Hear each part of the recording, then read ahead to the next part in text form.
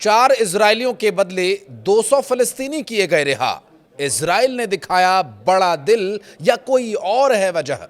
दोष या देशों के बीच हुआ तनाव? क्यों चिढ़ा हुआ है ईरान?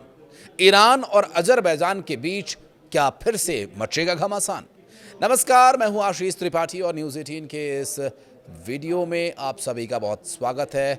और इस वीडियो में हम बात करेंगे इजराइल के उस डर की जो इस वक्त दावा किया जा रहा है कि इजराइल को अंदर ही अंदर खाए जा रहा है।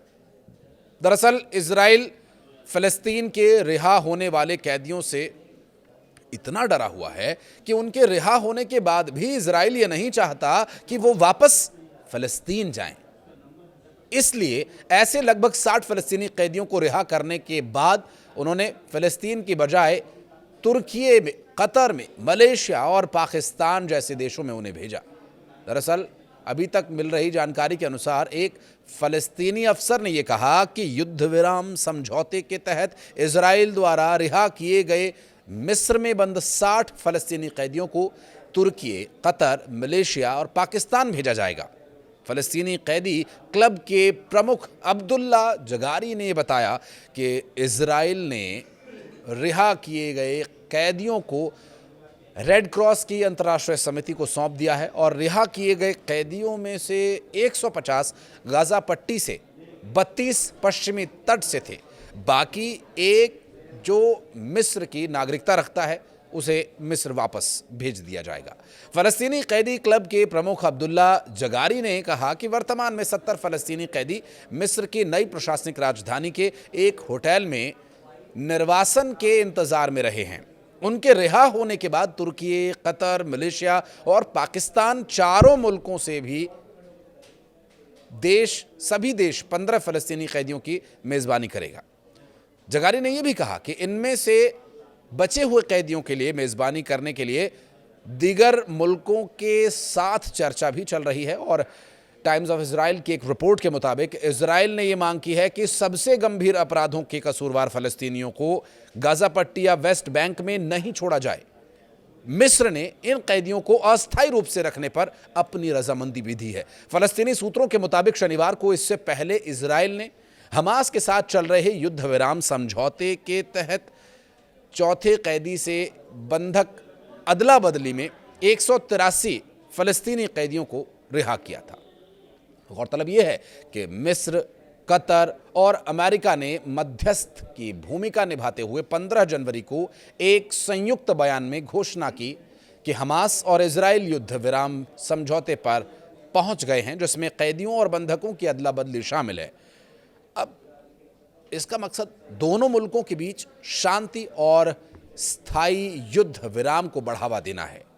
19 जनवरी को सीज फायर लागू होने के बाद से ही हमास ने इजराइल द्वारा अपनी जेलों से सैकड़ों फलस्तीनियों को रिहा किए जाने के बदले में 18 बंधकों को रिहा किया।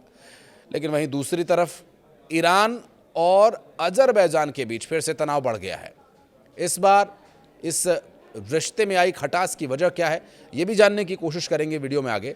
दरअसल इजराइल से बेहतर होते रिश्तों को इसके पीछे वजह माना जा रहा है, चूँकि अजरबैजान और ईरान के बीच फिर से जो तनाव बढ़ा है, अजरबैजान और इजराइल से रिश्ते बेहतर हुए, क्या यही वजह है?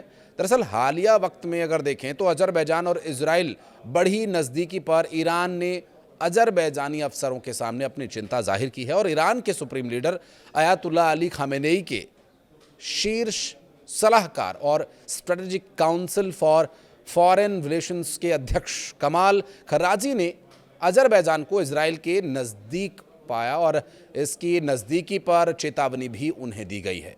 खराजी ने अजरबैजान के राष्ट्रपति से सहायक हिकमत हजीएव के साथ हुई बैठक में कहा कि देशों को अपने पड़ोसियों की संवेदनशीलता का ध्यान रखना चाहिए। और एक रिपोर्ट के मुताबिक ताज़ा मामला ईरान और अजरबैजान के बीच लंबे समय से चले आ रहे तनाव का भी है। चूँकि ईरान अक्सर अजरबैजान के इजराइल से सुरक्षा और व्यापारिक संबंधों पर एतराज़ जताता रहा है, तो वहीं अजरबैजान का कहना यह है कि ईरान बेवजह ही दखलंदाजी करता है और इस तनाव के बीच अजरबैजान ने इजराइल के तमार गैस क्षेत्र में 10% हिस्सेदारी खरीद ली है। अब इससे ईरान की चिंता और बढ़ गई है। अज़रबैजान और ईरान के नेताओं के बीच ज़ुबानी जंग भी देखने को मिली है। दरअसल अज़रबैजान की स्टेट सिक्योरिटी सर्विस ने हाल ही में देश के यहूदी समुदाय के एक प्रमुख सदस्य की हत्या की साजिश को नाकाम किए जाने का दावा किया। अब अज़रबैजान की बात करें तो अज़रबैजानी खुफिया विभाग को इसमें ईरान की संलिप्तता का संदेह है। विशेष रूप से इस पूरे मामले में जो इस्लामिक रेवोल्यूशनरी गार्ड कॉर्प्स की मिलीभगत का संदेह जताया गया, उसमें कितनी सच्चाई है इसकी भी जांच हो रही है। ये पूरा घटनाक्रम दोनों देशों में अविश्वास को और ज़्यादा गहरा कर रहा है। ईरान जो लंबे समय से इस पूरे मामले को लेकर सवाल उठाता आया है और इस पूरे मामले में ईरान लंबे समय से अज़रबैजान पर इजराइल को अपनी धरती पर खुफिया और सैन्य ठिकाने चलाने की अनुमति देने का आरोप भी लगाता रहा है, जिसे बार बार खारिज भी किया गया।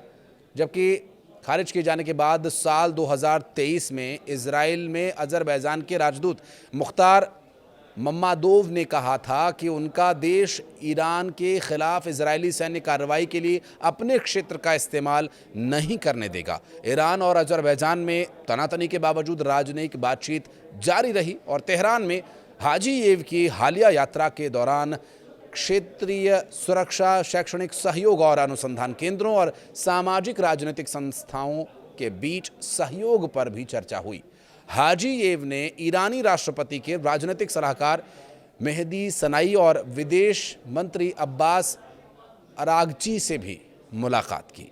अब इस मुलाकात के बाद संबंध सुधरे या बिगड़े, इस वीडियो में तो आप समझ ही गए होंगे, लेकिन वर्तमान परिस्थितियां इजराइल के लिए थोड़ी मुश्किल पैदा कर रही हैं। हालांकि मुश्किलों से उबरना ये तो इजराइल की पुरानी आदत है। इस पूरे वीडियो के बारे में कुछ कहना चाहेंगे? कमेंट सेक्शन में आपका मोस्ट वेलकम है। धन्यवाद।